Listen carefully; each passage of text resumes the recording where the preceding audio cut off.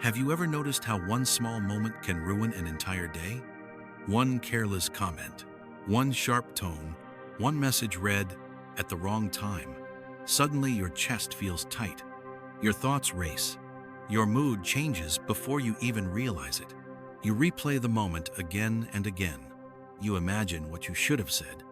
You feel angry, hurt, misunderstood. And by the end of the day, you're exhausted, not because of what happened, but because of how deeply it pulled you inside.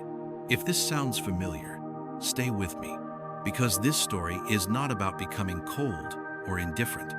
It's about discovering why reacting to everything quietly steals your peace, and how the day you stop reacting, everything begins to change.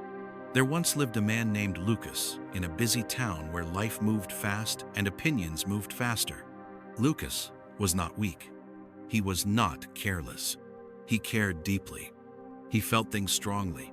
He noticed tones, expressions, hidden meanings. But Lucas had one habit that slowly wore him down. He reacted to everything. If someone spoke harshly, he answered sharply. If someone doubted him, he defended himself immediately. If someone disrespected him, he carried the feeling for days. In Lucas's mind, every interaction became a spark of anger, a spark of embarrassment, a spark of frustration. At first, the sparks felt small, manageable, but Lucas reacted to every one, and each reaction turned the spark into a flame. By the end of most days, his inner world felt like a fire that never fully went out. At night, he lay in bed, replaying conversations. Why did they say that? Why did I let that bother me? Why do I feel so restless? He told himself he was just passionate, honest, real. But deep down, Lucas felt tired of being pulled by every word, tired of losing peace over things he couldn't control. One evening, after a particularly heavy day, Lucas walked outside the town toward a quiet hill where the noise slowly faded. "I need silence," he whispered. "I need space." As Lucas climbed the hill, the air grew cooler and calmer. At the top, he noticed an old man sitting beside a small stone well, calmly lowering and lifting a bucket. The old man's movements were slow, deliberate, peaceful. Lucas watched for a moment, then spoke. "Why are you here alone?" Lucas asked. The old man smiled gently. "To listen," he said. Lucas frowned. "To what?" The old man lifted the bucket, showing clear water. "To what rises when nothing is disturbed." Lucas sat down, feeling an unexpected heaviness in his chest. "I feel like everything gets to me," Lucas admitted. "People, words, situations. I react before I can stop myself." The old man nodded. "Then you are constantly throwing stones into your own well," he said. Lucas looked confused. "What do you mean?" The old man picked up a small stone and dropped it into the well. The water rippled instantly, losing its clarity. "Every reaction," the old man said, "is like throwing a stone into calm water." Lucas watched the ripples spread. "You don't choose the stone," the old man continued. "Life hands it to you, but you choose whether to throw it." Lucas felt something shift. "But if I don't react," Lucas said, "doesn't that mean I accept disrespect?" The old man smiled softly. "No," he replied. "It means you choose clarity over chaos." He waited for the water to settle again. "When the water is calm," the old man said, "you can see clearly."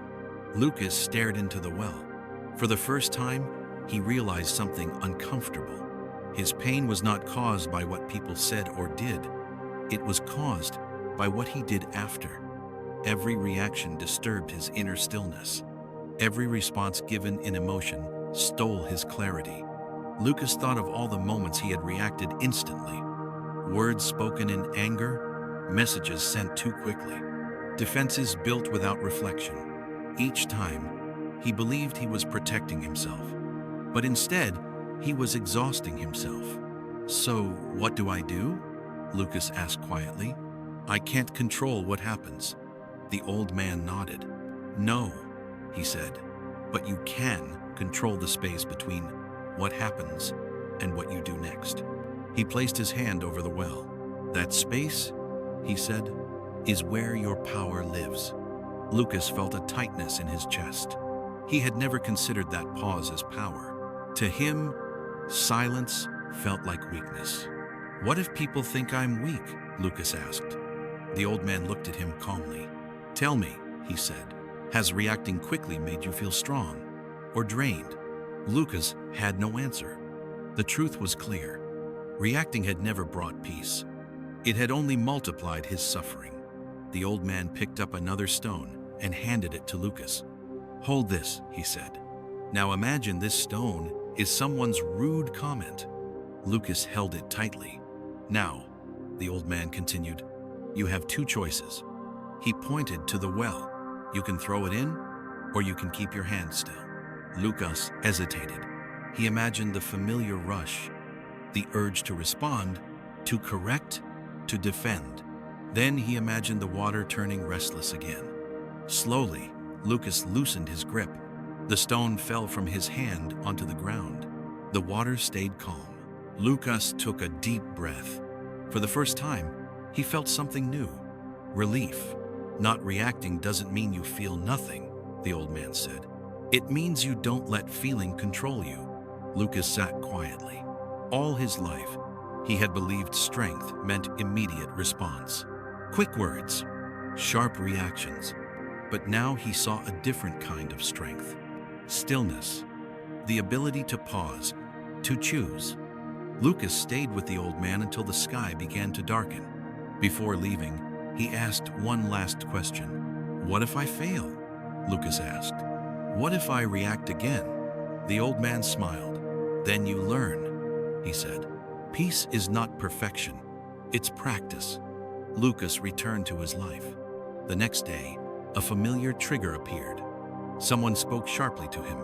His body reacted instantly. Tight chest, fast breath. But this time, Lucas remembered the well.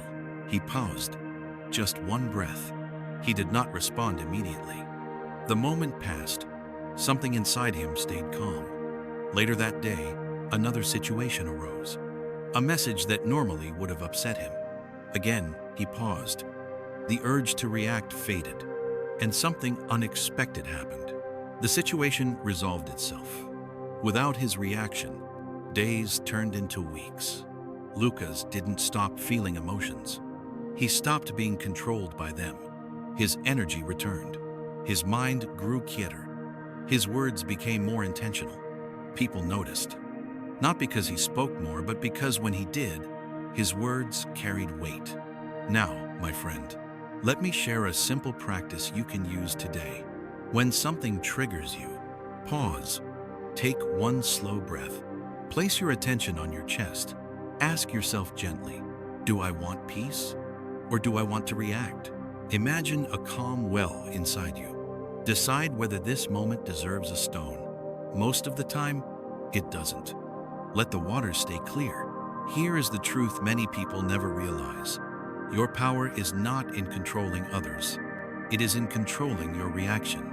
The day you stop reacting to everything, you stop giving your peace away for free. And in that stillness, you discover something quietly life-changing. You were never weak for feeling deeply. You were powerful the moment you chose not to react.